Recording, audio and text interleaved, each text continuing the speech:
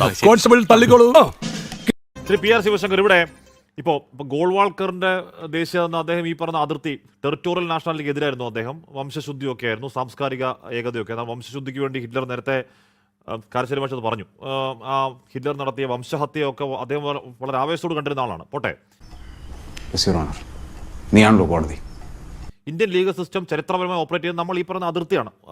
ഈ അതിർത്തി തന്നെയാണ്. അതൊരു പ്രിസംഷന്റെ പുറത്താണ്. എന്താണ് ആ പ്രിസംഷൻ? ഒരു സ്പെസിഫിക് ഡിസ്പ്യൂട്ട് ഉണ്ടാവുന്നില്ലെങ്കിൽ സാമാന്യമായി ഇന്ത്യ എന്ന് പറയുന്ന അതിർത്തിക്കകത്തുള്ളവരെല്ലാം ഇന്ത്യൻ പൗരന്മാരാണ്. നീ ഇത്ര മണ്ടറായി പോയല്ലോ. അത് ഞങ്ങൾക്ക് അറിയാം ആരാ മണ്ടനെന്ന്. ആശങ്ക ഉണ്ടാവാതിരുന്നത് അതുകൊണ്ടാണ്. ഇതുവരെ ഇവിടെ സംഭവിക്കുന്ന SIRന്റെ പേരിൽ പൗരത്വം എന്നൊക്കെ പറഞ്ഞ് ആകെ വ്യാപകമായി ഡിസ്പ്യൂട്ട് ഉണ്ടാക്കാനുള്ള രാഷ്ട്രീയ നീക്കമാണോ? താങ്കൾ നേരത്തെ പറയുന്നുണ്ട്, ഇപ്പോൾ പാസ്പോർട്ട് സേവാദിനം നമ്മൾ കഴിഞ്ഞ് 14 വർഷം ആചരിക്കുകയാണ്. അപ്പോഴൊന്നും കേൾക്കാതിരുന്ന ഇപ്പോഴെന്തിനാണ് ഒരു ഉദ്യോഗസ്ഥൻ അടിവരായിട്ട് പറയേണ്ട കാര്യം എന്താണ്? ജോക്കറെ, നീ കുറെ നേരമായി കിളച്ച് കയറിക്കൊണ്ടിരിക്കുക. ഈ പരിപ്പ് എന്റെ അടുത്ത് വേഗത്തില്ല. ഈ ഇടയ്ക്കിടയ്ക്ക് ഈ RSSനെയും ഗോൾവാൾക്കറിനെയും കുറിച്ച് പറഞ്ഞില്ലെങ്കിൽ ഹാഷ്മിക്ക് ഉറക്കം വരില്ല എന്നേ പറഞ്ഞോളൂ. വേറെ ദിവസം വേണേൽ ചർച്ചയാവാട്ടോ. പിന്നെ ഹിറ്റ്ലറുമായിട്ട് ചേർന്ന് ആരാണ് യുദ്ധം ചെയ്തതും ആരാണ് എന്നൊക്കെ ഹാഷ്മിക്കും പലവണയും പറഞ്ഞിട്ടുള്ളതാണ്. ഞാൻ വീണ്ടും ആ ചർച്ചയിലേക്ക് പോകുന്നില്ല. ഇത് രണ്ട് ഡിഫറൻറ്റ് ലെജിസ്ലേഷനാണ്. ഇതിനെ രണ്ടും കൂടെ കൂട്ടിക്കുഴയ്ക്കുമ്പോഴാണ് പ്രശ്നം. ഇത് നിങ്ങൾക്ക് അറിയാൻ പാടില്ലാഞ്ഞിട്ടാണോ അല്ലെങ്കിൽ അറിയാൻ പാടില്ലാത്ത പോലെ ഭാവിക്കണാണോ എന്ന് എനിക്ക് ഇതുവരെ മനസ്സിലാവുന്നില്ല. അയ്യോ, ഇപ്പൊ പെറ്റി വീണ ഒന്നും അറിയാത്ത മാലാഖ കുഞ്ഞുങ്ങളാണല്ല.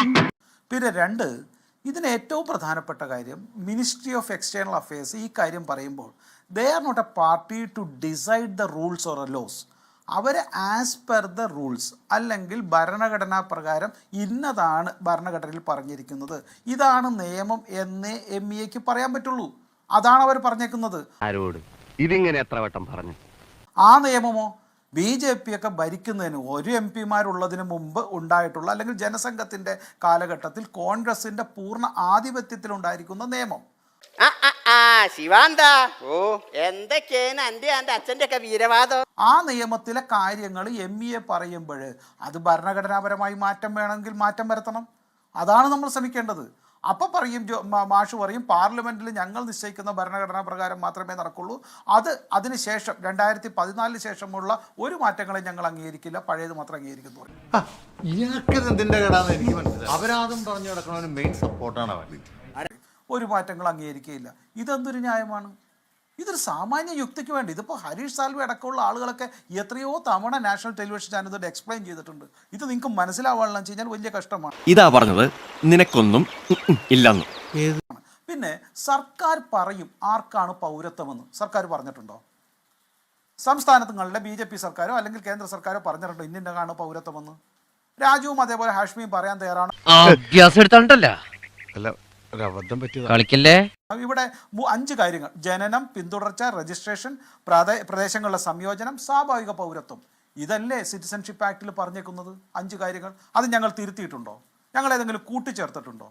അപ്പം ഇത്തരം കാര്യങ്ങൾ പ്രകാരം ആർക്കാണ് നഷ്ടപ്പെട്ടത് എന്ന് കൃത്യമായി പറയാൻ കഴിയണം. ഇപ്പോൾ രാജു ഇവിടെ ഇരുന്ന് നിരന്തരം നീണ്ട പ്രസംഗങ്ങൾ നടത്തുന്നുണ്ട്.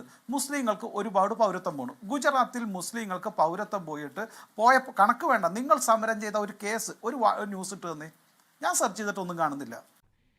അവമാനിക്കരുത്, ഞാൻ നല്ലൊരു കുടുംബത്തിൽ പറഞ്ഞവനാണ്. നീ നല്ല കുടുംബത്തിൽ പറഞ്ഞു, ഞാൻ പിന്നെ മറ്റേ കുടുംബത്തിൽ പറഞ്ഞാണല്ലോ. ഗുജറാത്തിലാണല്ലോ BJPയുടെ സമ്പൂർണ്ണമായ അധികാരമുള്ളത്. അപ്പോൾ ഇത്തരത്തിൽ ഒന്നും പറയാനില്ലാതെ വെറുതെ കേരളത്തിൽ വന്നിരുന്ന് രാഷ്ട്രീയം പറയുമ്പോൾ അത് ജനങ്ങൾ അംഗീകരിക്കാൻ സാധിക്കില്ല എന്ന് മനസ്സിലാക്കണം.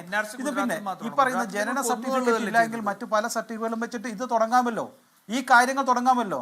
പിന്നെ ഞാൻ പറഞ്ഞു, ഞാൻ നിങ്ങൾ നീ പറയുന്നതിനിടയ്ക്ക് പറയണ്ട, ആവശ്യമില്ലാതെ ഷൈൻ ചെയ്യരുത് കേട്ടോ. ബംഗ്ലാദേശിൽ നിന്ന് നിരന്തരമായി ഇന്ത്യയിലേക്ക് വരുന്നു എന്നുള്ളതിന് എത്ര തെളിവുകൾ കാണിച്ചു തരാം? BSFന്റെ ഈ കഴിഞ്ഞ 2 ദിവസത്തെ ട്വീറ്റ് ഒന്ന് എടുത്ത് നോക്ക്. അപ്പോൾ ഇത്തരം വളരെ കൃത്യമായി NRC നടപ്പിലാക്കുന്നത് എന്തിനാണെന്ന് പറഞ്ഞിട്ടും ഇത്തരം വിദേശ പൗരന്മാർ അനിയന്ത്രിതമായി ബോർഡറിൽ ഒരു സെക്യൂരിറ്റിയും ഇല്ലാതെ കടന്നു വരികയും ഇവിടെ കടന്ന് അക്രമങ്ങൾ നടത്തുകയും ചെയ്യുന്നതിൻ്റെ നിങ്ങൾക്ക് യാതൊരു പ്രശ്നവുമില്ല. മറ്റു രാജ്യങ്ങൾ ചെയ്ത പ്രശ്നമില്ല. അതല്ല ഉദ്ദേശം. ഞാൻ മാറി ചില പിന്നെ ചൂടാണ്ട് AC ഒന്നും ഇല്ല. അത് ഞാൻ നേരത്തെ സൂചിപ്പിച്ചിരുന്നു, പാസ്പോർട്ട് അടക്കമുള്ള ഡോക്യുമെന്റുകൾ എങ്ങനെയാണ് പൗരത്വ രേഖയല്ല എന്ന് തെളിയിക്കുന്ന പ്രധാനപ്പെട്ട യൂറോപ്യൻ രാജ്യങ്ങൾ തന്നെ 10-15 ഉണ്ട്. അപ്പൊ ഇത് സൂചിപ്പിക്കുന്നത് ഒരു രാജ്യത്തിന്റെ അസ്തിത്വം കണക്കാക്കണമെങ്കിൽ നിർഭാഗ്യവശാലോ ഭാഗ്യവശാലോ ഇവിടെ രണ്ട് ലെജിസ്ലേഷൻ ഉണ്ട്. അത് രണ്ടിനും തമ്മിൽ പ്രശ്നമുണ്ട്. ആ പ്രശ്നങ്ങൾ ഒഴിവാക്കാൻ ശ്രമിക്കേണ്ടതാണ്. പക്ഷെ അതെല്ലാം ഇന്ന് ഭരിക്കുന്ന സർക്കാരിന്റെ മാത്രം ഒരു അനാസ്ഥയാണെന്നോ അല്ലെങ്കിൽ അവർ ഏതെങ്കിലും സംസ്ഥാനങ്ങളിലെ ഏതെങ്കിലും പ്രത്യേക വിഭാഗത്തിനെതിരെയാണെന്നോ മാത്രം പറയുന്നത്. ഒരൊറ്റ കാര്യം കൂടി ദയവായി ഈ രാജഗോപാൽ പറഞ്ഞ കാര്യങ്ങൾ കേൾക്കണം. അദ്ദേഹത്തിന് എന്തുകൊണ്ടാണ് ഈ പാസ്പോർട്ട് റിജക്ട് ചെയ്തെന്നുള്ളത് പാസ്പോർട്ട് ഓഫീസ് അയച്ചിട്ടുണ്ട്. The police verification has been having a lot of issues. പേരില്ലാന്നുള്ളതാണ് പ്രധാന കാരണം. ഓക്കെ, വിട്ടേക്കോ. അയ്യോ കാര്യമില്ലടാ. അപ്പൊ എല്ലാം പറഞ്ഞ പോലെ